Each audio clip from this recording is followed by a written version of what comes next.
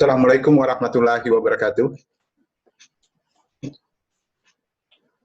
Ananda, para mahasiswa yang cerdas, para penonton yang baik hati yang turut menonton, kita kembali akan melanjutkan kuliah kita. Kita coba mereview kembali pokok-pokok bahasan kita.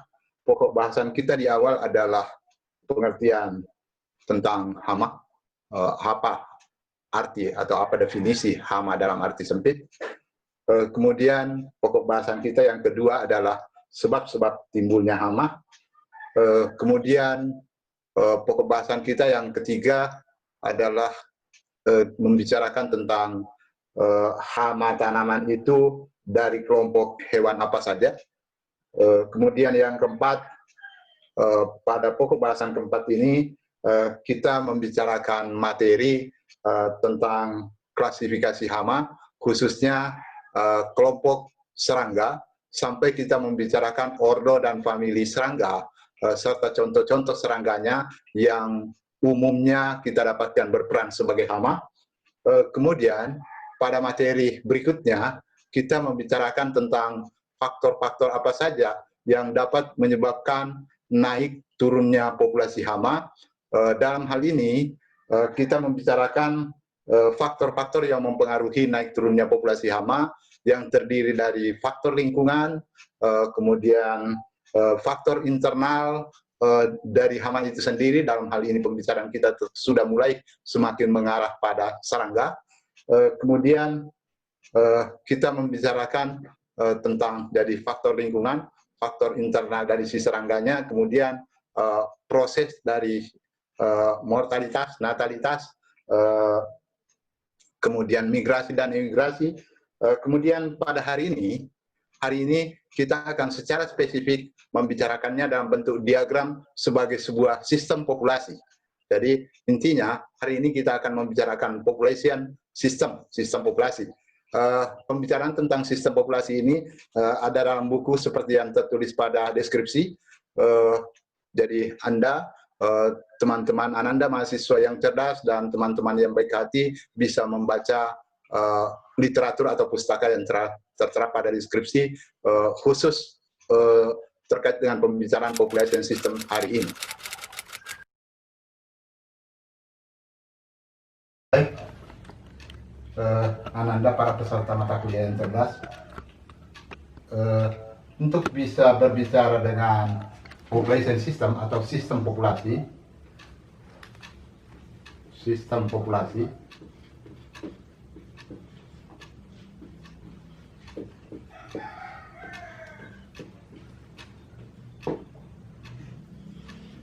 supaya lebih sederhana kita cukup membuat 4 kotak. Kita buat satu kotak dulu di sini, kurang lebih begini. Ini yang cara sederhana menggambarkan sistem populasi. Kita bikin 4 kotak, jadi 1, 2, ditambah 1 kotak di tengah sini, ditambah dengan 1 kotak di kanan. Supaya sederhana, kita langsung buat tanda panahnya ke sini, kemudian ke sini, ke tengah, kemudian dari tengah ke ujung kanan. Ananda, peserta yang cerdas, ketika kita berbicara tentang sistem, maka paling sederhananya adalah bahwa kita bisa berpikir bahwa komponen dari sebuah sistem minimal ada 3 komponennya, yaitu ada input, kemudian ada proses, kemudian ada output. Nah, ketika kita bicara tentang sistem populasi, apa saja inputnya? Inputnya kita bisa bagi menjadi 2 komponen besar, yaitu input faktor lingkungan, jadi karakteristik lingkungan. Kalau dalam buku pustaka yang saya sebutkan tadi, dia menyebutnya environmental properties, jadi ciri-ciri atau karakteristik lingkungan. Kemudian yang kedua, di kotak yang kedua ini, dia menyebutnya di buku Alan yang tadi yang saya sebutkan di daftar pustakanya, dia menyebutnya sebagai individual properties, jadi karakteristik individu. Karakteristik atau ciri individu. Nah, faktor lingkungan apa saja? Yaitu ada food atau makanan, kemudian ada space atau ruang atau tempat, kemudian ada weather, cuaca atau iklim, jadi kita sebut cuaca saja. Kemudian ada musuh alami. Kalau di buku sini dia menyebutnya sebagai predators, kita sebut secara general saja musuh alami.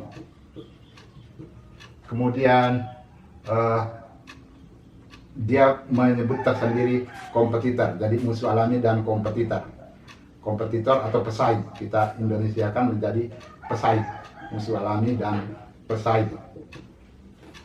Sementara faktor inputnya yang termasuk ke dalam karakteristik individu atau ciri individu adalah locomotion, jadi pergerakan,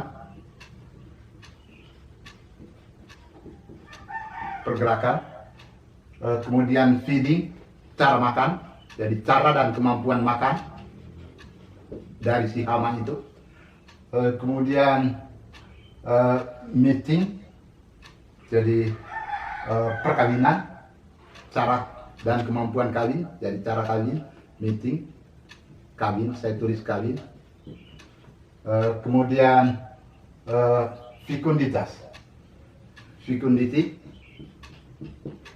fekunditas atau fecundity, kemudian perkembangan, jadi perkembangan. Untuk sementara kita bisa lupakan saja dulu ini perkembangan, cukup pergerakan, cara makan, kawin, fecundity. Itu sebagai karakteristik individu. Nah, itu yang merupakan input, sedangkan prosesnya adalah natalitas, kemudian mortalitas, kemudian migrasi. Migrasi sendiri ini bisa emigrasi, kemudian bisa imigrasi. Kemudian pada kotak output cukup kita menuliskan satu, yaitu density, jadi kepadatan populasi. Boleh kita sebut sebagai kelimpahan atau kepadatan populasi, boleh. Kepadatan populasi atau populasi saja juga boleh. Jadi kata kepadatan boleh dicoret supaya punya makna lebih luas, populasi bisa kelimpahan dan sebagainya. Baik, mari kita mencoba mempelajari bersama. Jadi pada dasarnya apa yang ingin kita pelajari di sini, bahwa populasi hama khususnya serangga bisa meningkat, bisa menurun, tergantung dari proses dan juga tergantung dari input yang terjadi. Nah, kita mencoba melihat proses saja dulu. Kepadatan populasi hama atau populasi hama bisa meningkat ketika natalitas, banyaknya serangga atau banyaknya hama yang lahir persatuan waktu tertentu semakin meningkat, otomatis populasi meningkat. Nah, demikian sebaliknya, populasi hama bisa turun ketika mortalitas atau tingkat kematian dari si hama atau si serangga yang berperan sebagai hama menjadi meningkat, maka populasi bisa turun. Jadi populasi bisa turun ketika ini meningkat, populasi bisa turun. Oke. Nah, demikian pula migrasi adalah perpindahan dari sebuah tempat ke tempat yang lain. Secara sederhana, misalnya perpindahan dari satu petak sawah ke petak sawah yang lain. Contoh sederhana, ketika masuk ke wilayah sawah kita sebut sebagai imigrasi. Ketika keluar, kita sebut sebagai emigrasi. Nah, dalam artian bahwa semakin banyak serangga atau hama atau hewan-hewan yang berperan hama melakukan emigrasi dari lokasi kita, dari kebun kita, dari sawah kita, maka populasi juga turun. Nah, kita mundur ke sini melihatnya. faktor lingkungan, food dalam hal ini adalah tanaman inang.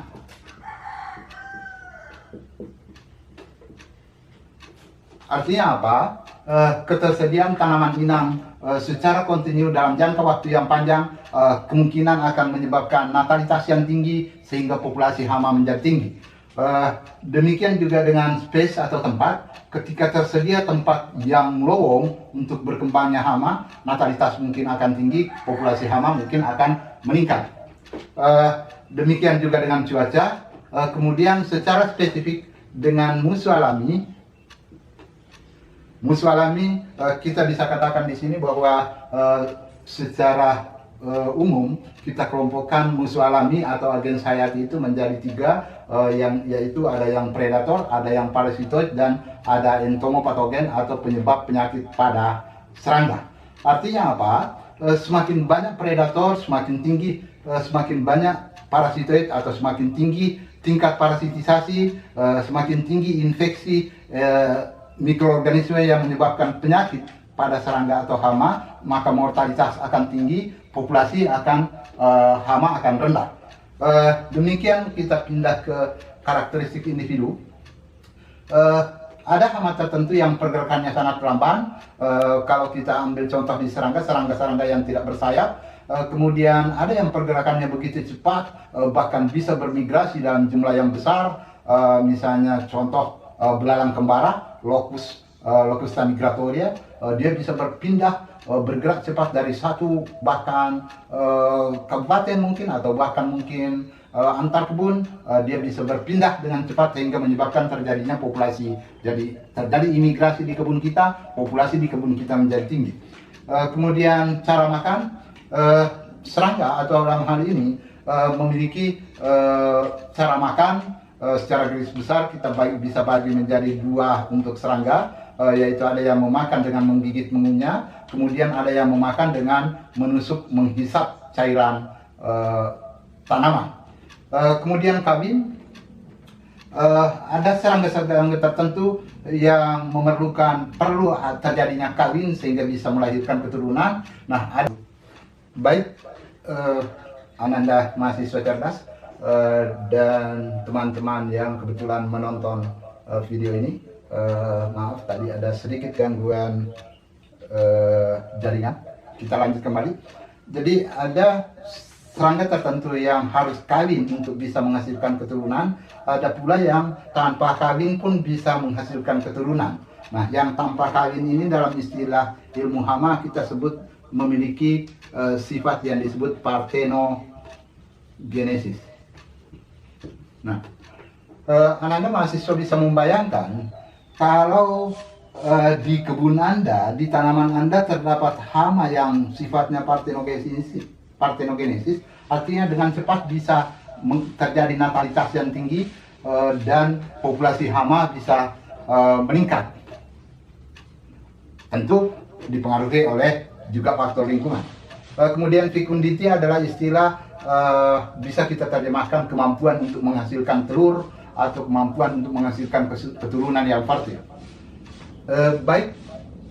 Nah, sebenarnya 1, 2, 3, 4. Nah, 4 kotak inilah yang menjadi dasar berpikir kita untuk ke materi selanjutnya tentang materi cara-cara pengendalian hama.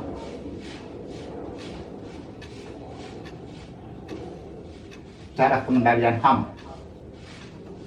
Nah, apa maksudnya 4 komponen ini dijelaskan terlebih dahulu sebelum menjelaskan cara pengendalian hama? Artinya apa? Untuk bisa melakukan pengendalian hama, maka kita bisa melakukan pengendalian hama dengan menghambat atau mengurangi atau menghilangkan atau meminimalkan seluruh faktor-faktor lingkungan yang bisa membuat terjadinya natalitas. Jadi faktor lingkungan tanaman inang kita bisa kelola sedemikian rupa sehingga natalitas menjadi rendah. Kemudian cuaca kita bisa kelola iklim mikro atau cuaca di sekitar tanaman kita, misalnya pemberian naungan atau menghilangkan daunan dengan cara memangkas sehingga natalitas menjadi rendah atau mungkin mortalitas menjadi tinggi. Nah, yang lebih merupakan sebuah bidang ilmu yang menarik di bidang ilmu hama. Yang menarik juga adalah mengelola musuh alami. Mengelola musuh alami inilah yang ada mata kuliahnya tersendiri yang disebut dengan pengendalian hayati. Nah, itu kita kelola tersendiri. Musuh alami itu dalam artian mengefektifkan pengendalian hayati sehingga bisa mortalitas hama karena terpredasi atau terparasitoid atau sakit terserang entomopatogen itu menyebabkan mortalitas hama menjadi tinggi. Nah, karena mortalitas hama menjadi tinggi, otomatis populasi hama menjadi rendah. Nah, demikian pula dengan pergerakan, cara makan, kawin, dan fecundity itu kita hambat. Intinya adalah bahwa kita berusaha, kalau kita mau mengendalikan hama, berbicara tentang pengendalian, intinya adalah kita berbicara supaya natalitas ini turun, rendah, dengan berbagai cara. Kemudian mortalitas ini kita upayakan supaya tinggi. Artinya semakin sedikit hama baru yang lahir, semakin banyak hama yang mati, tingkat kematiannya tinggi, maka populasi hama otomatis akan lebih rendah. Demikian pula dengan terjadinya emigrasi dan imigrasi, kita berusaha menghalangi supaya tidak terjadi imigrasi hama masuk ke dalam lokasi kita, ke dalam kebun kita, dan kita berusaha membuat tingginya terjadi emigrasi, tentu dengan cara misalnya menghalau. Menghalaunya bisa macam-macam. Saat ini bahkan pestisida yang sifatnya menghalau hama ada banyak diproduksi oleh banyak perusahaan. Intinya kita berusaha supaya terjadi emigrasi minggat dari kebun kita sehingga populasi hama menjadi rendah. Nah, itulah pentingnya kita mempelajari sistem populasi untuk bisa bicara pengendalian hama. Saya segarkan kembali bahwa setiap kita bicara tentang sebuah sistem, saya sering mengatakan bahwa dalam hal apapun Anda bisa menentukan output apa yang Anda ingin capai, kemudian dari output itu bicara proses-proses apa saja yang terjadi, kemudian inputnya, hal-hal apa yang bisa menjadi input yang bisa terkait dengan proses itu. Jadi maksud saya adalah bahwa ketika kita berbicara tentang sebuah sistem, paling tidak kita harus berpikir atau membayangkan bahwa apa inputnya, kemudian apa saja dan bagaimana prosesnya, dan output seperti apa yang kita harapkan. Demikian pertemuan kita kali ini, semoga bermanfaat. Semoga Ananda, para peserta kuliah yang cerdas, dapat memahaminya. Kemudian teman-teman penonton yang lain, semoga bermanfaat. Semoga kegiatan ini merupakan sebuah ibadah. Demikian, kurang lebihnya mohon dimaafkan. Assalamualaikum warahmatullahi wabarakatuh.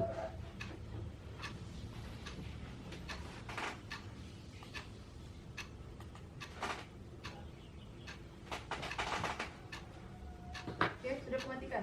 Sudah nih? Sudah nih? Kalau masih mau bikin yang lain, bisa.